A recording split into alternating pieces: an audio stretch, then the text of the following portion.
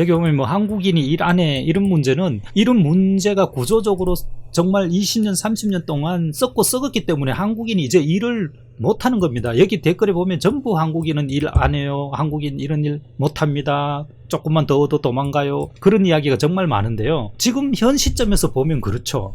근데 제가 늘 얘기했듯이 이 문제가 벌써 20, 30년을 곪아왔기 때문에 한국인은 이제 더 이상 그 최저임금을 받고 공장에서 일을 할 수가 없어요. 200만 원 이렇게 받으면, 솔직히 말하면 제가 90년도 말에 대학을 졸업했는데 그럴 때 제 친구들 일찍 사회에 들어간 친구들은 벌써 그 당시에 90년도 말에 2000년도 초반에 200 받은 사람 많습니다. 예, 여기 중국인들이 식당 사업 많이 합니다. 굴착기 사장도 건설 현장에서 많이 봤습니다.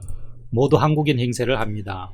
여기 중국인은 뭐 조선족 포함한 건지 아니면 그냥 순수 그 한족 중국인을 말하는 건지 잘 모르겠습니다. 정부 발주 공사도 세금 안 내는 불체자가 대부분. 가사도우미 정책은 상류층들의 민원을 현 정부가 들어준 케이스로 봅니다. 여기 다른 영상에 보니까 뭐 미나리 꽝 따는데도 외국인 투입한다. 제정신이 아니죠. 예.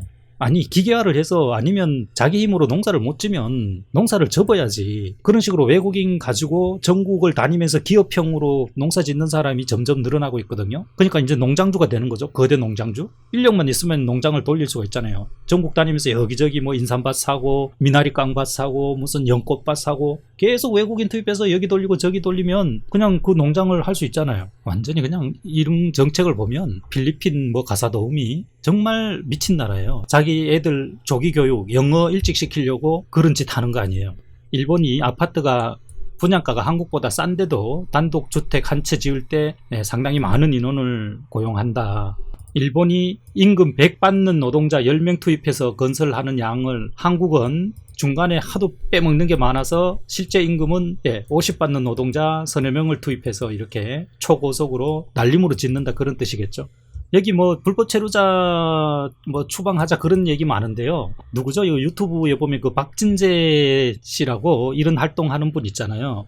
제가 그분 옛날에 만나서 한번 이야기 들어봤는데 이렇게 잡아서 신고하고 이렇게 해줘도 다시 다 훈방을 한답니다. 풀어준대요. 이게 제도상의 문제일까? 우리나라는 직업에 기천이 있다. 예, 맞습니다. 그래서 제가 현재 자꾸 이게 우리나라가 신양반 사회로 들어가고 있다고 그러잖아요. 가뜩이나 우리나라는 그 조선조 500년의 그런 영향이 아직 크게 미치고 있거든요. 과거를 통해서 출세한 사람들이 지배한 나라잖아요. 그걸 조금씩 깨나갔던 게 박정희, 뭐 전두환 이런 분들이었는데, 특히 박정희 대통령 때 그런 산농공상의 질서를 깨려고 정말 뭐 구미공대도 짓고 무슨 수많은 농고 상고 많이 짓고 그렇게 해서 이제 이게 조금씩 타파되는 와중에 그거를 하려면 무조건 육체 노동을 하는 사람들의 임금을 높여줘야 돼요. 그래야 그 인식이 깨지고 이게 사회가 서서히 바뀌거든요. 근데 그게 어느 순간 90년대 중반부터 외국인 뭐 불법 체류자 막 때려 넣으면서 다시 그냥 원위치 돼버린 거예요. 너 어디 가서 일해본 적 없지? 어디 가서 알바도 해본 적 없지? 예. 알바 많이 해봤고요. 일도 많이 했고, 저는 회사 다니면서도 고향에 부모님이 농사 짓는데 대학 다닐 때부터 매주 내려가서 농사일을 돕고 했습니다. 58 개띠인데 외노자에 밀려서 동네 인력도 안 써주니 실업자 신세입니다. 아직 팔팔한데 너무 억울합니다. 정말 억울하죠. 예전에 우리 시골에 정말 70 넘어도 그 품팔이 하러 다 다녔어요. 58년 개띠면 아주 한참 일하실 나이인데 동네 그런 작은 공사장 인원도 안 써준다니까. 제가 여기 이제 원래 보면 이제 산책을 하는데 여기 이제 이런 다리가 있어요. 이 난간에다가 꽃 하단을 잔뜩 이렇게 놓는 일을 하고 있더라고요. 이런 거 솔직히 우리 노인분들 뽑아서 이렇게 일해도 되잖아요. 보니까 전부 베트남 애들이에요. 외노자들 임금을 외국처럼 차등 지급해야 된다. 이만큼 많이 주는 것은 한국밖에 없다. 예, 자국 임금에 비해서 너무 많이 받으니까 한번 들어오면 나가는 사람이 없죠. 들어오는 사람은 있어도 나가는 사람이 없는 그런 나라가 돼버렸어요. 10년 전에 아파트 목수하다 외인들 임금에 밀려서 그만뒀다. 예, 제가 10년 전에 현직에 있을 때 이 취재 많이 할 때도 이런 이야기 많이 들었어요. 큰 건설 현장은 못 들어가고 조그마한 그 동네 그런 뭐 하천 복개 무슨 빌라 공사 동네 도랑 공사 이런 데만 다녔다고 그러더라고요. 근데도 그런 일도 안 들어오니까 이제 현장을 떠나야 되는 거겠죠. 여기 보면 중국 조선족들은 합법적 취업비자입니다. 불체자 문제가 아닙니다. 이것도 심각하죠. 우리 조선족들은 동포라는 그런 그 이유 하나 때문에 정말 혜택을 많이 주잖아요. 취업 혜택부터 해서 정말 많은 혜택을 주거든요. 근데 이분들은 우리가 생각하는 그런 한 핏줄이라는 그런 동포애적 정을 이 사람들은 그렇게 생각을 안 하나 봐요. 내수 시장이 갈수록 악화되는 이유 중에 하나가 외국인들이 본국으로 다 돈을 가져가기 때문입니다. 국내 사람이 설 자리가 없습니다. 여기 굴착기 사장 기사도 전부 조선족 사장과 기사들이 합법적 취업 비자이면서 은밀하게 대세를 이루고 있다. 내국인은 병역 의무하는데 그런 기반에서 외국인 노동자들이 모든 걸 누려요. 제가 여기에 대해서 예전에 칼럼을 하나 쓴 적이 있어요. 여기 보시면 한국 청년은 군대 가고 외국 청년은 돈 버는 나라 글로벌 봉 대한민국. 제가 쓴 기사죠.